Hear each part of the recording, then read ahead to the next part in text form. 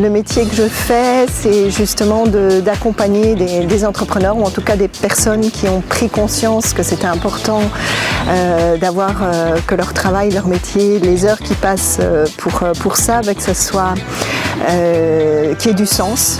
Et je coordonne en fait une communauté d'éco-entrepreneurs, toutes ces personnes qui ont osé franchir le pas pour faire ça.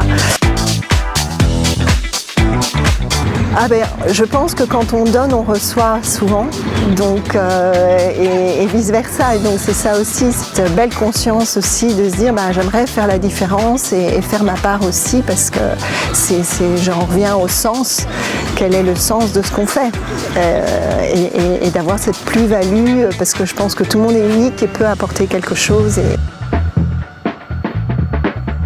Au niveau de mes métiers, j'ai toujours aimé ce que je faisais. Donc ça, c'est vraiment une grande chance. Et je n'ai pas fait un shift en disant j'ai du harcèlement, burn-out, les choses qui feraient qu'on changerait vraiment, même pour un instinct de survie.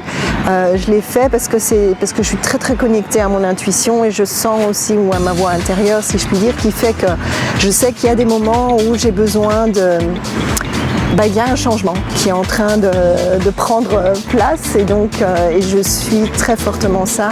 J'essaie d'être le plus connectée possible à mon âme, si je puis dire. Un changement, il y a peut-être déjà, je vais dire 4 ans, presque 4 ans. Le 19 juin, ce sera il y a 4 ans. Mais je suis devenue maman. Okay. Donc je pense d'une petite fille, oui. Sarah. Et sans H. à la méditerranéenne, voilà. Je suis fan de soleil, donc. Alors bon, certaines personnes diraient « Ah, c'était un accident !» Moi, pas du tout. Je vais dire que c'était un miracle. Un miracle parce que je l'ai eu très tard. C'était pas attendu. Donc voilà, la vie, je vais dire, l'univers m'a apporté ce cadeau. Et j'avais déjà 45 ans. Donc tout est faisable. C'est pour dire que elle m'a choisie en tant que maman à cet âge avancé pour venir me combler et j'espère que je la comble tout autant aussi. Totalement, parce que mon petit bout de chou là, elle était en siège très vite depuis le départ. C'est à la première échographie qu'on a pu le voir. Alors, de principe, je ne voulais pas faire beaucoup d'échographies parce que je suis vraiment pour le naturel, pour tout. J'ai essayé de vivre ma grossesse finalement comme si je ne faisais pas partie d'une société où il y a un suivi et des règles voilà, c'était comme si j'étais en Papouasie et je me dis allez, comment ça se passe là-haut et pourquoi pas. À un moment donné, j'ai voulu faire un peu comme je le sentais finalement, mais ayant eu cette gêne ici tout le temps au niveau des côtes. Alors aujourd'hui, il y avait quelqu'un qui m'a dit pour me rassurer, c'est que ne t'inquiète pas, si elle a décidé d'être là, c'était pour être plus proche de ton cœur. Et donc voilà, tout le long de la grossesse, c'est qu'elle a voulu entendre de plus près encore le cœur de maman. Donc ça, c'était une belle image, ça me rassurait, même si j'avais cette gêne constante qui m'écrasait un petit peu ici. Et puis forcément, on se dit, par logique, on se dit, accoucher l'enfant avec les petites fesses qui viennent, c'est peut-être pas l'idéal. Et j'ai essayé beaucoup de choses pour qu'en effet, elle puisse se retourner, mais à nouveau naturelle. Mais voilà, je pense un peu têtue, elle s'est dit, je suis très bien là. À un moment donné, je me dis, je vais quand même aller vérifier. Et là, j'ai été dans un centre pour refaire une échographie. Et là, ça a été le coup de massue, la douche froide, parce que le gynécologue, j'étais à la 37e semaine et le gynécologue me dit écoutez, votre fille est en dessous de la courbe de croissance et il faut envisager directement la césarienne, vous ne devez pas attendre, il faut la programmer. Alors là, je ne comprenais pas déjà qu'est-ce qu'on entendait par être en dessous de la courbe de croissance. Je lui ai demandé, mais qu'est-ce que ça sous-entend ? Votre fille peut mourir, il peut y avoir des conséquences très graves. Heureusement, une amie m'a accompagnée ce jour-là, parce que là, je crois que je ne sais pas comment je serais ressortie de ce moment-là. Et ça a été très, très virulent, très même méchant, je vais dire, parce qu'ils n'ont eu aucun tact. Ils ont fait l'échographie et là, à nouveau, c'était... n'envisagez même pas de faire une naissance naturelle. On va devoir vous casser le bassin pour pouvoir essayer de la sortir. Vous allez mettre, si vous ne suivez pas ce que le médecin dit, vous risquez de le mettre en prison parce que s'il arrive quelque chose de grave. Enfin, donc j'entendais des histoires qui lui appartenaient. Je dis tout ça m'appartient pas. Ça, c'est vraiment une chose importante à faire. C'est que je crois qu'on est tous ici pour s'apporter des messages et voilà, et selon le vécu. Et je me dis comment moi je me sens en tant que maman, mon enfant, je sentais, mon enfant va bien, je ne dois pas entendre tout ça, ou peut-être oui, pour faire mes choix par la suite. Et c'est vrai que la sage-femme a été très dure sur la fin, parce que c'est elle qui m'a dit ça, votre fille va être handicapée, enfin j'ai tout eu. Et pour avoir ce genre de discours-là, vu ma maturité, je me dis, mais si ça avait été une jeune d'une vingtaine d'années, enfin, voilà, première fois maman, ou même 30 ans, enfin, je veux dire, il y a ce côté-là, à un moment, je veux pas qu'il arrive quoi que ce soit à mon enfant, je vais obéir au doigt et à l'œil. Il fallait surtout que je me dépêche et que, voilà, donc il a fallu vraiment que je me recentre, que je m'aligne, forcément que j'ai été voir pour avoir un deuxième avis. Et là, c'était tout de suite... alors, je ne sais pas si c'est parce qu'il est belge.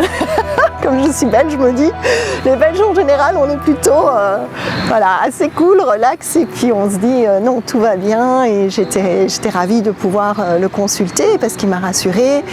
Sa femme qui travaille avec lui, elle est juste formidable aussi. Et c'est vrai que je leur disais, je suis perdue. Je ne sais pas du tout où je vais pouvoir accoucher. Je n'ai pas de médecin traitant. Je ne sais pas quel hôpital. Je suis inscrite nulle part. Et alors, elle m'a dit quelque chose aussi qui m'a fait du bien, parce qu'elle dit ce sera peut-être l'unique fois pour vous, c'est votre expérience et surtout c'est votre choix et voilà. Mais je suis passée par... Et finalement, je suis allée à Amsterdam. Donc, et pourquoi Amsterdam ? Parce que, à nouveau aussi, quand je dis que je fais confiance à la vie et à mon intuition, c'est aussi beaucoup aux synchronicités. C'est tous les signes, parce que la vie nous parle chaque jour, si on y prête attention. Et là, c'est vrai qu'au bout du bout, quand j'ai même essayé une autre personne ici sur le Luxembourg et qui finalement était en congé et qu'elle ne rentrait que le lundi, enfin voilà, je me dis non. C'est qu'il y a à un moment donné une décision à prendre et ça s'est fait. Le jeudi, je prenais ma décision de partir à Amsterdam. Je prenais la route le vendredi et Sarah est née le lundi. Elle est née en siège.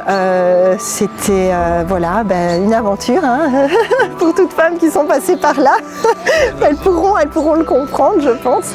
Elles vont peut-être se reconnaître, mais c'est vrai qu'elle n'a pas respiré tout de suite, donc là ça a été un moment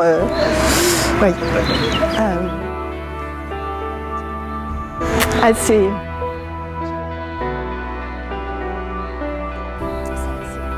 C'est vrai que, en fait, surtout que quand le moment tant attendu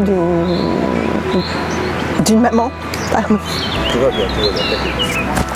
c'est d'avoir son enfant sur son cœur, justement. Et là, forcément, il fallait faire en sorte qu'elle puisse respirer, donc on l'a tout de suite reprise et ils ont dû l'emmener très vite. Ils voulaient l'emmener très vite au néonatal, surveiller, voir que tout fonctionnait bien. Elle a respiré, je rassure quand même. Bah oui. Je rassure. Et juste avant qu'elle ne parte, j'ai quand même, et ça je crois que c'est à nouveau mon instinct qui m'a dit, s'il vous plaît, laissez-moi encore une seconde avec elle, parce que c'est quand même un arrachement. Souvent, on peut les garder pendant 1 heure, 2 heures. Et là, c'était tellement rapide. Et je crois que ça, c'est l'image la plus belle que je garderai. C'est qu'elle m'a regardée. On a pu se regarder. Okay. Donc j'ai vu ses petits yeux et il y a eu nos regards qui se sont croisés avant qu'elle ne parte. Donc c'était, ça reste un accouchement qui pour moi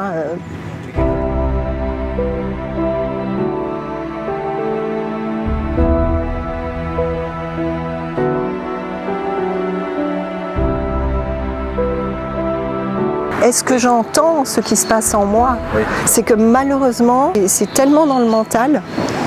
Et donc du coup, il n'y a plus la possibilité de laisser de la chance à la vie, de faire confiance aussi à ce qui est un peu destiné. Je vais dire, moi, pour qu'elle m'ait choisi, et c'est à ça que je me raccrochais aussi, je dis qu'elle m'ait choisi, dans les circonstances qu'elle m'a choisi, maman seule, 45 ans, elle dit elle aurait pu voilà, trouver un autre cocon un peu plus équilibré, du style bah, j'aimerais un papa, j'aimerais ci, j'aimerais ça, tu vas avoir quelque chose. Non, j'ai choisi une maman qu'elle m'a poussée dans ma poussette, je vais devoir peut-être très jeune la pousser dans une autre poussette.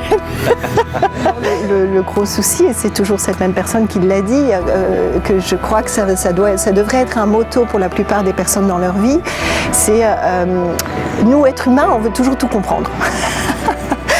Alors voilà, alors que la vie, c'est une expérience à vivre, oui, c'est ça. Tout simplement. Bien dit. Et c'est aussi de se laisser porter, c'est un flow, c'est se laisser porter. Et au plus on se laisse porter, au plus on a des choses magiques qui nous arrivent et des choses merveilleuses parce qu'on ne les avait pas programmées, on ne s'y attendait pas ou on n'a pas mis de conditions pour pouvoir y arriver.